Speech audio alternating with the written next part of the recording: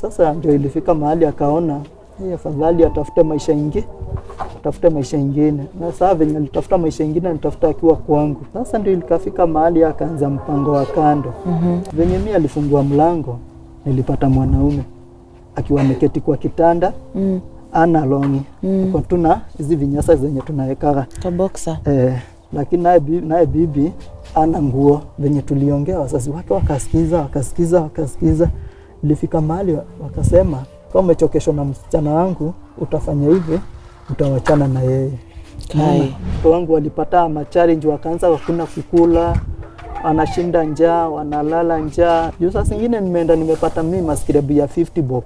50 bob nitakuja ninunue nini?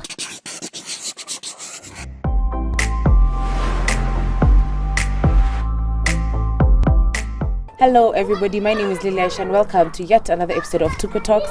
And I really want to appreciate you for all your support that you have been giving us throughout all our Tuko Talks, not only through your likes, your views, but also your donations. Thank you very much. And today, of course, I'm dressed by Tuko, and you can find the merchandise by clicking on the website, and you can shop and get all the merchandise that you need there to support our story heroes. Now today I've come all the way here in Naivasha because I've had the story of one Jacob. Jacob amepitia mengi, na today amesema tukae chini na yeye tupige story, tuongee, tukuje kujua what he's gone through na vile tunaweza msaidia, because as I always say, when we sit here, other than being a form of therapy, we also come here to be a form of help to other people around the country. So again, I want to thank you very much for being a big supporter of Tuko Talks. So I want to give it to Jacob. Sasa ndakupatia nafasi, ukiangalia tu ile kamera utatuambia jina yako na kile unafanyanga huko Naivasha. Okay, kwa majina yangu ni Jacob Kenevia. Ninaishi eneo la hapa Karapta. Na kuzaliwa nimezaliwa upande wa Narok. Kulelewa nimelelewa huko. Kutahiri nimetahiria tu upande wa Narok. Lakini nilipotahiri nilikaa kipindi ya miaka 3 huko Masaini nikihaso tu. Alafu ndio nikaonelea niweze kuteremka hii kabadilisha mwanzo, nitaweza badilisha county. Na ndio nikateremka hii eneo la Naivasha. Nilipofika hapa Naivasha, nilikuja hapa na nikapatana na rafiki yangu mmoja, tulikuwa tunafanya naye huko. Akakuja akanionyesha laini za kutafuta vibarua hapa. Na tukafanya kwa muda mkubwa kipindi ya miaka 3. Na ndio tukaonelea tubadilishe mawanzo. Sababu tulikuwa tunatafuta hizi vibarua mijengo. Na kutafuta kwenda kulima kwa watu huko. Sasa tulipoenda tukaona hiyo kazi iko na challenge sana. Tukasema lazima tubadilishe, na huyo rafiki yangu akakuwa na mawazo tuanze kuteremka pale baharini. Na tukaanza kutega sisi samaki. Na hapa tu Naivasha. Hapa tu Naivasha. Na tulipoanza kutega zile samaki, tulianza kupata mapato mazuri. Juu hata nauli ya mfuko ilianza kuingia vizuri. Hatukuwa na shida yoyote. Kwa hivyo tuliendelea kazi ya samaki kipindi ya miezi 6. Na tulipoendelea nilikuwa naenda mtaani kutega samaki. Ninapokuja kuna soko mahali yake tunaenda kuuzia. Sasa na wakati naenda kuuza, ndio nilipatana hapo na mrembo mmoja. Na tukakuwa marafiki. Yeye alikuwa anauza vitu kwa soko? Hapana, yeye nilimuona akiwa kama customer. Akuja kununua samaki. Na sababu sikuwa na mtu, nikaona ni heri jitetee kwake. Na ndio akaniambia wakati tuliongeleshana hivyo ndio tujuane. Tulichukua muda wa miezi 6. Na kulifika wakati mmoja nikamwambia na sina bibi. Na ningependa nikuoe. Na akaniambia nimpe muda wa wiki moja ili aweze kufikiria. Na nilimpea hiyo wiki, sikukimbia. Nikampatia hiyo wiki moja. Majibu yake ilipokuja, akaniambia ni kweli anataka, amekubali. Na mimi venye alikubali, ndio nilikuwa na pesa, na kawaida ya bashara anunuaje vitu kwa nyumba. Mimi nilimwambia nipe siku 2 kaweza kununua vitu za nyumba, ili akikuja kwa nyumba kukuta nyumba ambayo haina vitu. Kuna vitu kadhaa. Na nikamwambia asikuja na vitu zake, yeye auze zake, akuje na atakuta nimenunulia vitu. Akuje tu vile yuko yeye. Vile yeye yako. Alikuja na tukakaa na maisha ikakuwa mzuri. Na baada ya mwaka mmoja kenda kuisha, tukabarikiwa na kijana, mtoto wetu wa kwanza ndio kijana. Na tukaendelea maisha ikiwa mzuri na tukafurahia. Manake kasi ilikuwa mzuri, maisha ilikuwa mzuri. Hatukuwa na kasi, hatukuwa na shida yoyote. Bado kazi ilikuwa ya samaki? Bado tu kasi ilikuwa ya samaki. Na yeye? Yeye sasa sikuwa nimeamua ile kasi nitamwekea. Yetu alikuwa tu anakaa tu kwa nyumba. Okay.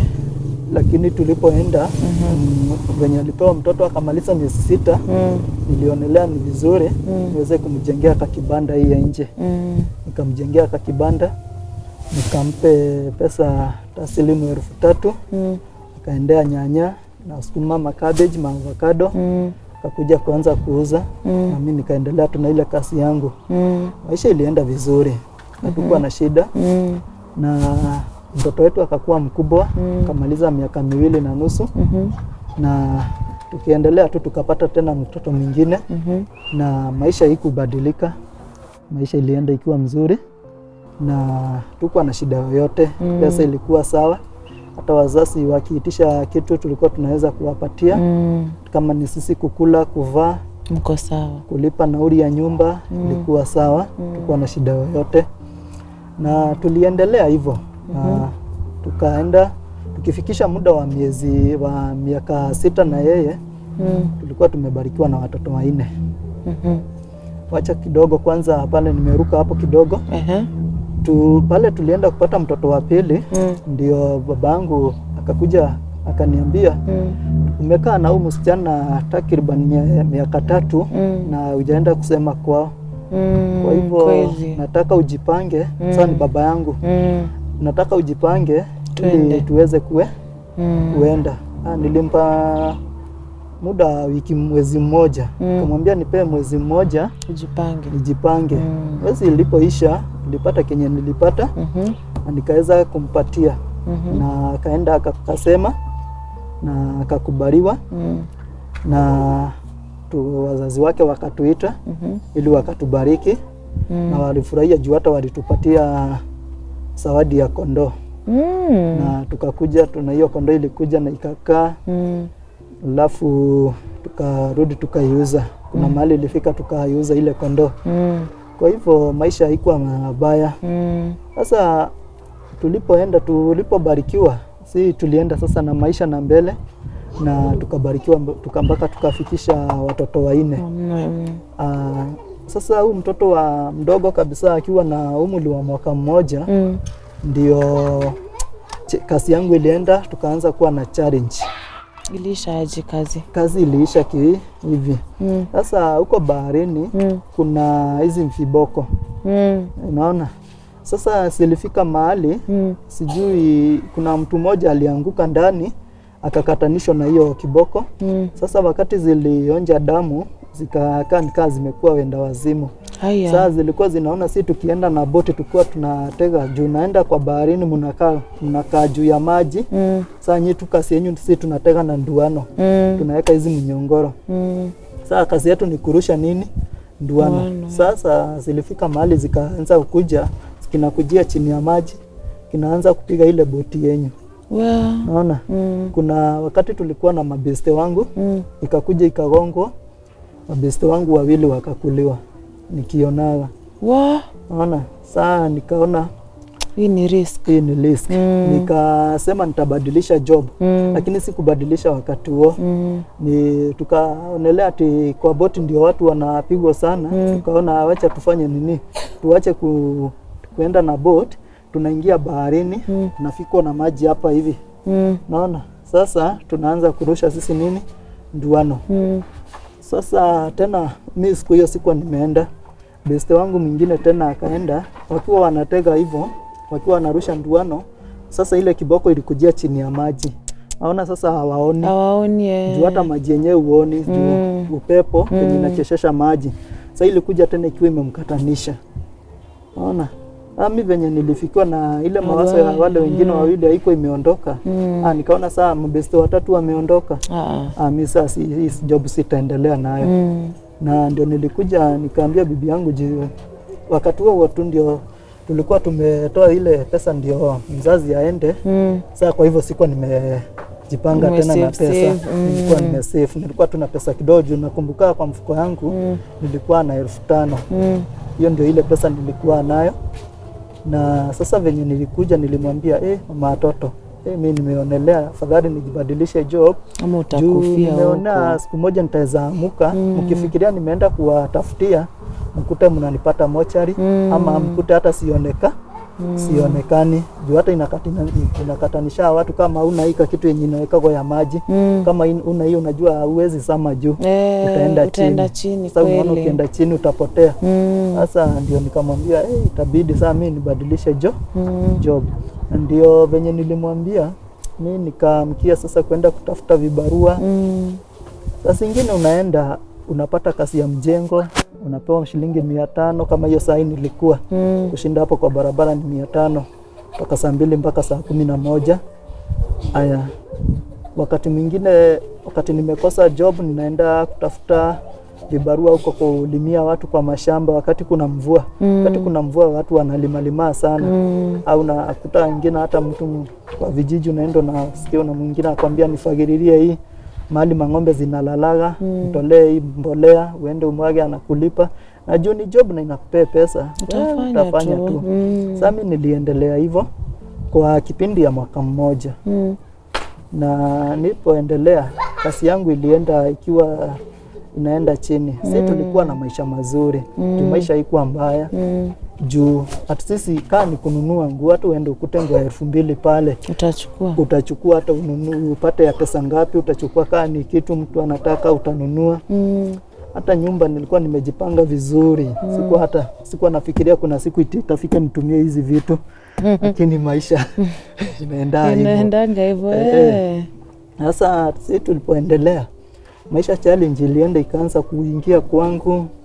Sasa kazi inaenda inakosa. Sasa unaona sasa ile mimi nakosa pesa. Ile ngiri 5 ndio tulinakula. Kale kakasi yake ndio tunakuja tunakula. Sasa mimi wakati ilienda ikafika job inakosa, mimi niliona sitanyamaza hivyo juu nakuta kwa wiki moja unaenda unapata kazi siku ngapi? 3 hiyo ni 15. Haya ukishinda kwa hii kibarua lazima utatumia 100. Juu utakunywa chai ya saa 4, utakula lunch. Sio ni 100 imeisha. Haya. Kwa hivyo utafikisha shilingi 100 ngapi? 400. Ndio nikaonelea sasa mimi wakati nilikuwa naenda nakosa job, ilikuwa imefika mpaka mahali nisirudi hivyo, ninatafuta gunia. Naanza kutafuta scrap. Naenda ukiokota scrap, pengine unaenda unaangukia tu chuma hivyo. Sasa ukipata kachuma ndio at least ukipata chuma kamzito utaenda ufikisha hata utapimwa hata 8 bob. Lakini plastic hata ubebe gunia 3. Enda ukuta gunia moja iko na kilo ngapi? Kilo 10. Kilo moja ni 5 bob. Kwa hivyo hizo gunia 3 itakupea 150. Afadhali sasa uliona hiyo kileta hata hiyo leta hiyo 150 kwa nyumba. Hiyo bado tunakuwa challenge. Mpaka wewe mwenyewe unaogopa kumwambia uko na 150. Unaona? Sasa sisi tunajaribu kugawa zile pesa venye zinaenda hivyo. Sasa ilifika mahali maisha ikabadilika. Mke wangu akaona sasa pesa juu ile yale mapato alikuwa kununua vitu za kujirembesha, kununua zile nguo nzuri, kufundisha watoto wake maisha mzuri, ni kama imebadilika. Sasa ndio ilifika mahali akaona afadhali atafute maisha ingine. Na sasa venye alitafuta maisha ingine alitafuta akiwa kwangu. Mimi kitu ambayo sikuwa ninajua, kitu ambayo sikuwa hata ninafikiria itaweza happen kwa maisha yangu. Juu mimi nilikuwa ninajua watu ni kuvumiliana wakati wa mapato, wakati wa shida. Sasa anasemanga hata ukiolewa through thick and thin, kwa ubaya na uzuri. Tunafaa mvumilie zote. Tena sisi hatukuwa na mashida. Juu challenge yenye tulikuwa tunapitia ni kukosa tu pesa. Lakini tulikuwa tunakula tu vizuri. Unaona? Sasa mapato ya ile mfuko ndio ilikuwa inakosa. Kama ni kuvaa vizuri hiyo ndio ilikuwa inafanya nini? inakosa. Naona sasa ndio ilikafika mahali akaanza mpango wa kando. Naona mahali nilikuwa ninaishi nikaanza tu kuambia na mabeste. Si unaona sasa kama hapa hivi niko na mabeste wenye tunaishi na wao. Sasa akaanza kuniambia Mondo, wakati unatoka hapa kwako huku kunatembea natembeao. Na sasa wakati kunatembeao hiyo mlango inafungao itaweza fungua kutoka saa 5 ufunguliwe saa 8. Wakati wewe unajulikana unarudi gedha saa 10 ndio unakuta umefunguli. Na juu mimi sikuanza. Na mimi siku hata shika hiyo. Juu mimi venye nilikuwa nimemwamini bibi yangu na venye nilikuwa nimeamini mimi ndoa yangu. Siko nafikiria ati itaweza fika mahali kama hapo. Hapana. Sasa mimi nilikuwa tu naona marafiki ni kama mdomo tu wanaku vitina tu. Vitina tu. Sasa venye niliambiwa na watu 2 watatu. Sasa watatu venye alikuja ndio nilimwambia fanya hivi, acha nikupatie namba yangu ya simu. Ndio wakati tu utaona hivi kitendo. Wewe nifurashie mimi nitakaa mtu. Sasa nikampe namba. Tukaenda tukaa kipindi ya wiki moja hivyo. Sasa siku moja, hata siku hiyo nilikuwa na scrap. Kwa nimeokota, nilikuwa naenda kujaza gunia ya pili. Tulikuwa tuna mabeste wengine hapo. Aya, ndio akanipigia simu. Kaniambia kuja. Nikamwambia umewaona? Ni sawa. Acha nikuje. Nilikuwa mbali, nilikuwa mbele ya town mahali kunaitwa Kinamba huko. Ukiwa town kwenda tena Kinamba inaenda na 50 bob. Lakini sisi tulikuwa tu tunatembea miguu. Juu wewe kasi yako ni kwenda ukiokotaga. Wewe ingia gari. Tena tukisema ni kurudi, venye umebebanisha magunia zako, kuna mwenye ataweza kukubali kubeba. Tena una hata ile pesa ya kulipia zile mavitu zako. Sasa inabidi uchape tu mguu. Sasa mimi nikamwambia huyo beste mwenye tulikuwa na yeye, nipelekee hizi vitu, kuna mahali nataka kuenda. Hata sikumwambia, alafu unisaidie na hiyo kofia yako na jacket. Ndio niweze kwenda mahali nataka nikamwachia yangu. Sasa venye kilinifanya niombe zile vitu ndio unajua saa kuna venye watu wamekuzoea na zile wanakuona nazo. Au uzuri kwanza huyo besti alikuwa na hiki buti refu hii. Kanipatia hiyo, alafu akanipatia kofia yake, mimi nikamwachia zangu. Nilikuwa na pesa. Nikateremka mpaka tao, nikachukua gari. Kaniweka hapa chini, stage yetu inakuwa hapa chini. Sasa nikapanda. Venye nilikuja nikabisha mlango. Venye nilibisha mlango, bibi akafungua. Jua maanzo yake iko inafikiria hata ni wewe. Ni mimi. Unaona? Venye mimi alifungua mlango, nilipata mwanaume akiwa ameketi kwa kitanda, ana longi. Kwa tuna hizi vinyasa zenye tunaweka kwa boxer. Lakini naye bibi ana nguo amejifunga nini? Hii leso yenye mnajifungaga hapa hivi. Hivi venye nilimuona nikastuka. Alafu kuangalia chini ya kitanda hapo hivyo kuna kondomu zenye zimetumiwa zimewekwa hapo chini. Mimi venye nikastuka. Juu kenye kilinifanya nistuke juu sikuwa nafikiria mimi nitaona kitu kama hiyo. Juu mimi nilikuwa nimependa ndoa yangu. Na mimi kwa miaka yangu yote yenye tulikuwa tumekaa na bibi yangu, venye kunaambiwa watu wanaume lazima mtoke nje. Mimi sikuwa nimetoka nje hata siku hata moja. Mulikaa miaka ngapi? Tulikaa miaka 7. Hiyo ni mingi. Na sikuwa nimetoka mimi kwa ndoa yangu. Kwa hivyo mimi nilikuwa tu nimemwamini na juu nilikuwa ninapata kenye kenye mtu anataka kwa mwanamke na venye mnaenda tu kwa nyumba. Mimi kwa nyumba yetu ilikuwa sawa. Kwa hivyo kama sio ile shida ya pesa venye ilikuja, sikuwa nafikiria ati kuna shida nyingine ingekuja ifike ingie hapo hivyo. Sasa ndio nikaingia nikamuuliza. Mimi venye nilimuona niliona kama nimeona dim. Unaona venye niliwaona nikasikia kama nitapata kisungusungu, lakini nikashika bibi yangu hapa hivyo. Nikamuuliza sasa hii tabia gani? Kwa nini unifanyie hivi? Kwa nini unisaliti? Mimi sijai kusaliti. Kwa nini unanisaliti? Tukagombana. Sasa venye tulikuwa tunagombana, ule jamaa alifaa longi yake na akaweza kutoka. Unaona? Sasa mimi venye tuligombana na yeye nikaonelea tukigombana na yeye kuna tutapigania makelele, sisi wawili tutapandanisha pressure. Hatusaidiani. Utakuta nimechukua panga nimemgonga, ama nimechukua rungu nimemgonga juu ya hasira. Mimi nikaonelea acha nifanye hivi, niite wazazi wake na wazazi wangu. Unaona? Wakuje. Sasa venye walikuja wakaingia, mimi nikaanza kuhadilia ile story. nikawaambia mimi mpaka niko na witness watatu kwanza wenye wataweza kuja watoe hii nini ushahidi. Kwa hivyo sio mtoto wenyu ninafanya nini, hata na mimi wanampenda bibi yangu. Kwa hivyo sina maneno mengi ya kushinda ati nikisema ati kwa hiyo miaka yote, kwani saa hii tu ndio nimeona nikuja nimwekelee vitu ambazo hazina njia. Kweli. Haya, sasa venye tuliongea wazazi wake wakasikiza.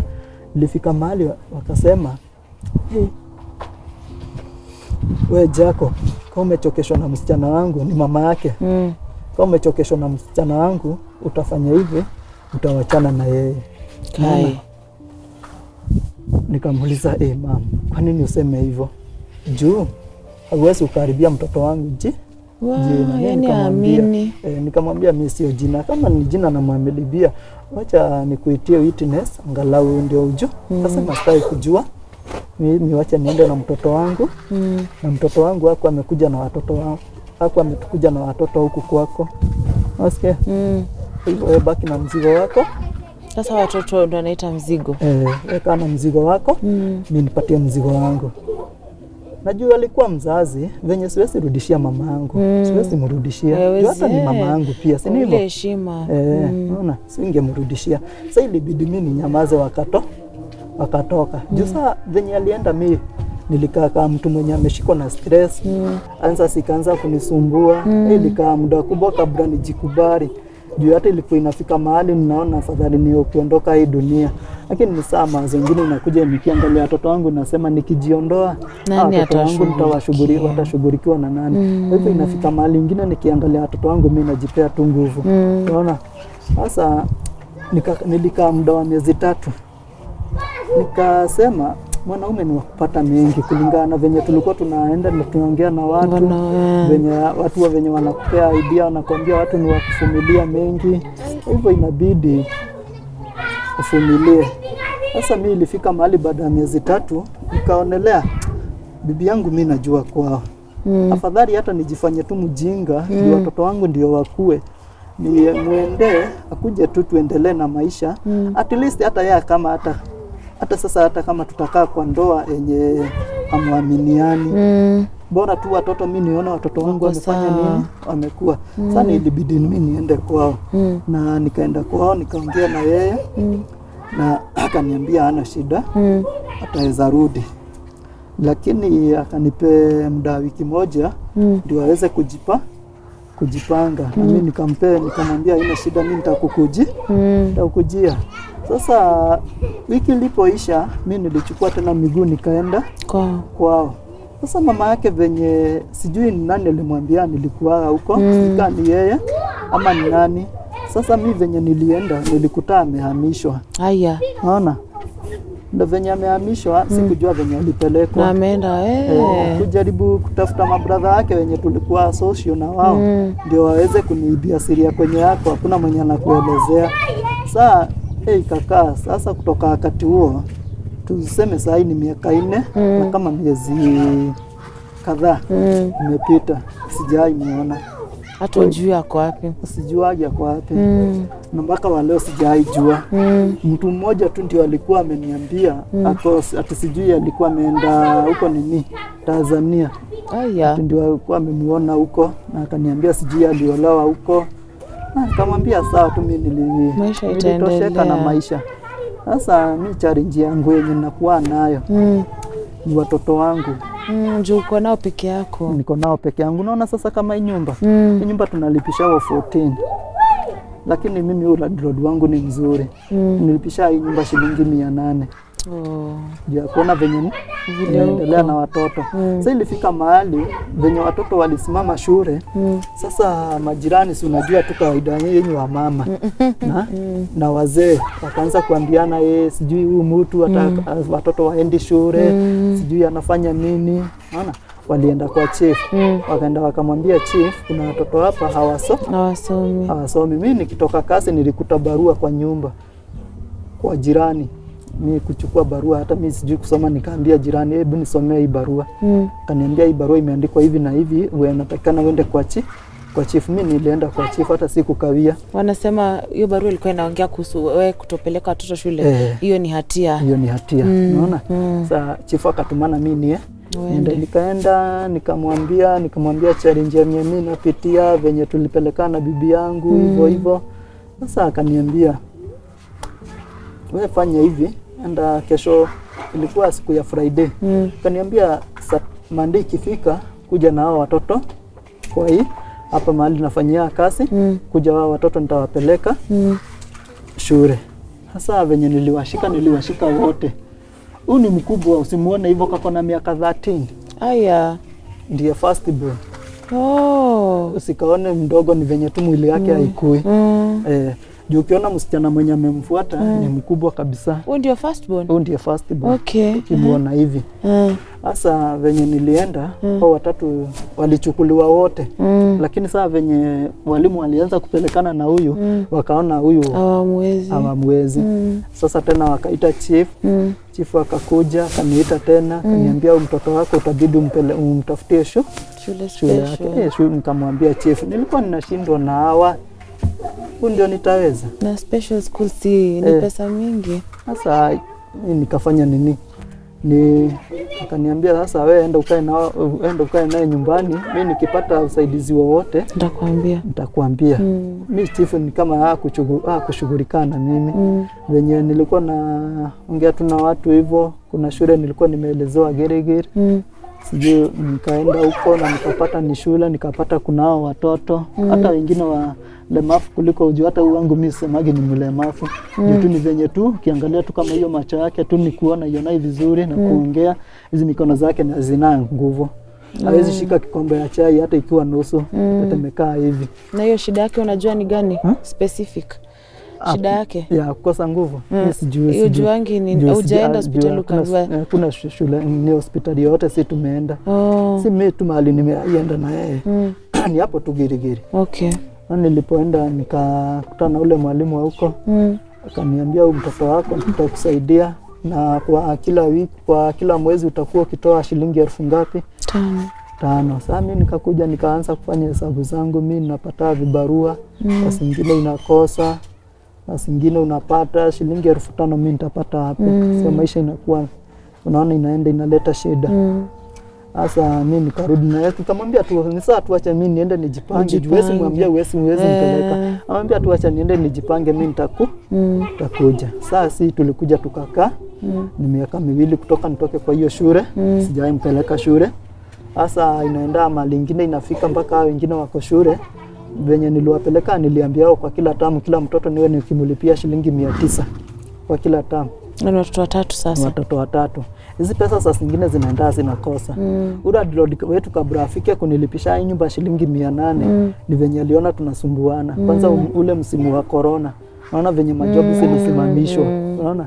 Sasa wakati huo ndio hata tuliokota maskirebu kabisa juu hakuna kazi. Hakuna kazi. Hiyo siku hata ndio watoto wangu walipata challenge, wakaanza hakuna kukula. Wanashinda njaa, wanalala njaa. Juu saa zingine nimeenda nimepata mimi maskirebu ya 50 bob. 50 bob nitakuja ninunue nini kweli. Nafanya tu inabidi tu mnakuja tu hapa kwa hii makibanda mnanunua githeri ya 50. Mnaweka chumvi, hiyo sio kukula. Unaona? Wakuta mtoto anamaliza hata wiki. Chai inakuwa ni stress kupata. Unaona? Sasa maisha inaenda hivyo. Unaona? Sasa ndio nikafika mpaka mahali nikajiongea sasa. Venye niliona mzigo inanilemea. Na nataka watoto wangu wakuwe na maisha mazuri. Nikasema sitanyamaza. Nikasema mtu ataweza nishikia huyu mtoto at least asome. Sasa zingine anaona watoto wale wengine wakienda shule, unaona akileta shida. Tayari anataka kwenda shule. Sasa zingine sasa ile tu anajiongea hivyo, hata unakuta hata mimi mwenyewe ananipa stress. Unaona? Juu unakuta sasa kama sio ule mama pale hivyo, utaweza kuta kuna wakati mwingine unaona anafika anaanza kuenda peke yake.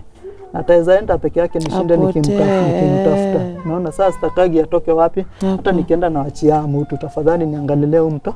Bora tu nimwachie chakula. Na wengine waende kabla madada zake wakuje sasa wakae na wao. Unaona? Sasa maisha inaenda hivyo. Na maisha imenifikisha hapo. So sasa Jacob, tukiwa hapa, umesema unataka mtoto aende shule. Hiyo ni 5,000, walikwambia 5,000. Na hiyo shule uliona ikiwa sawa? Unasikia ni miaka 2 sasa toka nitoke huko. So inaweza kuwa imeongezeka? Inaweza kuwa imeongezeka. Na ile 5,000 wenye walikuwa wananiitisha walikuwa tu wameniambia ni kunisaidia, sio kunilipisha hivyo. Ni venye tu nilikuwa nimeenda nikajiongeza, nikawapea mashida yangu. Kwa hivyo kulipisha kwa wako niambia nipe kiwango gani, na ndio nikasema sasa nikaa tu hivyo. Na school fees, uko na school fees hujalipa huko shule yawe watoto wengine?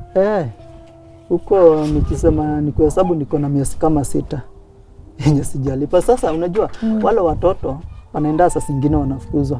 Wakifukuzwa mimi nawashika mikono na wapelekea chief hao watoto wamefukuzwa na mimi sina kazi, sina pesa. Watoto tena wanachukuliwa wanarudishwa kwa shule. Bado si pesa tu, bado zinazijia sababu pale. Sasa hata naona juu ya kupitia zile challenge zenye napitia watoto wangu, hata naona saa zingine walimu kama washiki vizuri. Juu watu wa kusukumililiwa. Umeaiona kama gari yenye inasukumwa. Si mnafika mahali mkisukuma hiyo gari mnachoka. Sasa naona watoto wangu na wanakaa kama hiyo gari. Juu ni kuwasukumililia pale. Unaona? Ndio maisha inanipeleka hivyo. So sasa hii kazi ile unafanya tu ni vibarua, ukipata ya mjengo unakimbililia? Sasa kama venye nilikuwa nimeamka hivyo, nikienda nipate job ni sawa, nikikosa mimi nachukua gunia natafuta scrap hivyo. Juu sana kusema ati ni kuenda kushinda ukisurura kwa watu kiwauliza job kama wakati huu kwa jua hauwezi upata mahali kunalimwa. Unaona?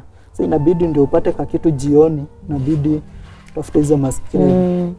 Sasa ukienda upatane na mtu wa kuhurumia na kupea job hivyo. Na unakuta watu wengine wanachukua advantage juu umeenda kumuuliza job. Hata kama hiyo kibarua unakuta inalipo shilingi 300 nomo, kasi kuanzia saa 2 mpaka saa 7. Nalipago ile nomo yenye inajulikana ni 300. Lakini juu unakuta ule mtu juu umeenda kumuuliza na compare, nakwambia niko na kasi lakini nalipa 100 ngapi? 200. Unaona? Na itabidi ufanye. Juu afadhali 200 kuliko nothing.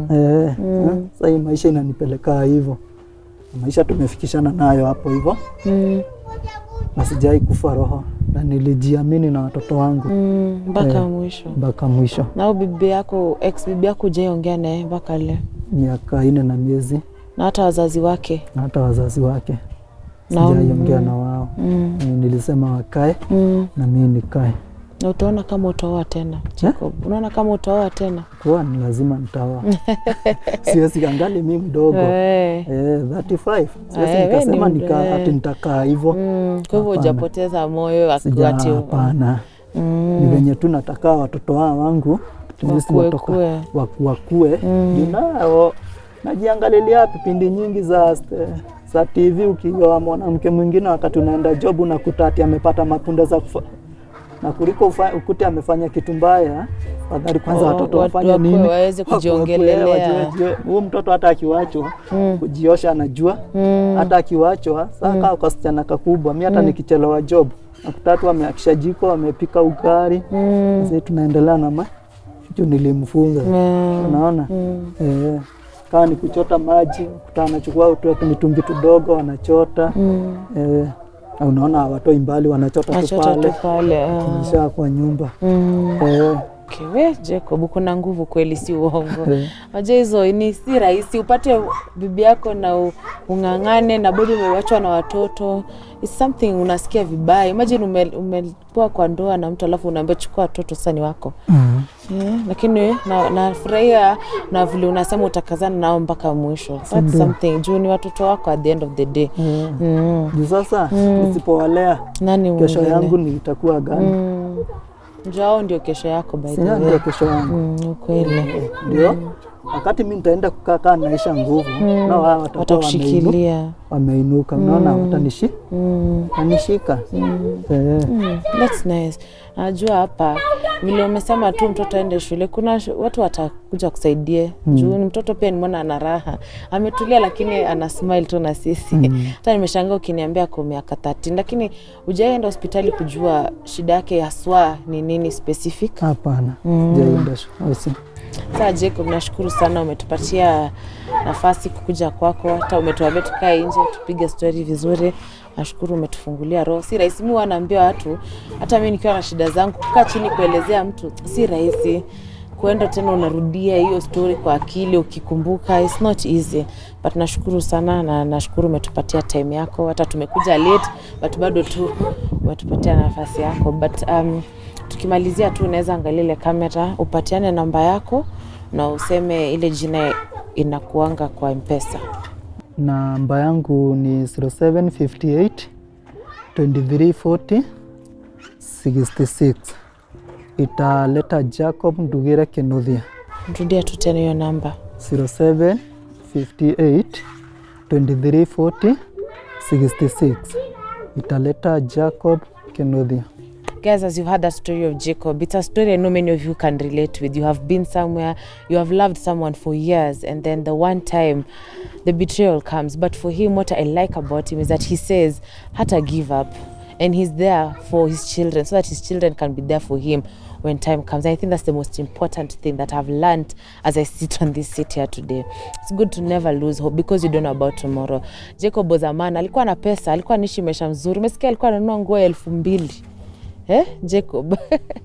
So that means he's a hardworking man. He's someone who can be able to get back on track, and he can get back on track if we as Tuko family come through for him. As he said, akona arrears za rent, akona arrears za shule, akona special needs child who he also needs help, and also he needs to eat, he needs to feed for his children. Pia he'll feel comfortable to take care of his family. And we here are the only ones who can be there for him. So as you've seen, we leave his number as a pinned comment. If you do have any contribution for him, kindly do reach out to him on that number. If you have any message for him, if you're there and you feel like you have a school that you can take his child, atasaidika fully, be that person. Even the other children, come out to achukua and educate them, because I think as parents, something even my mom always tells me is that the one thing she can give me is education. If she gives me education, then I'll be able to feed for myself later on in life. So you as a parent out there, this is Jacob and this is his story. Thank you so much for listening to us throughout this whole Tuko Talks.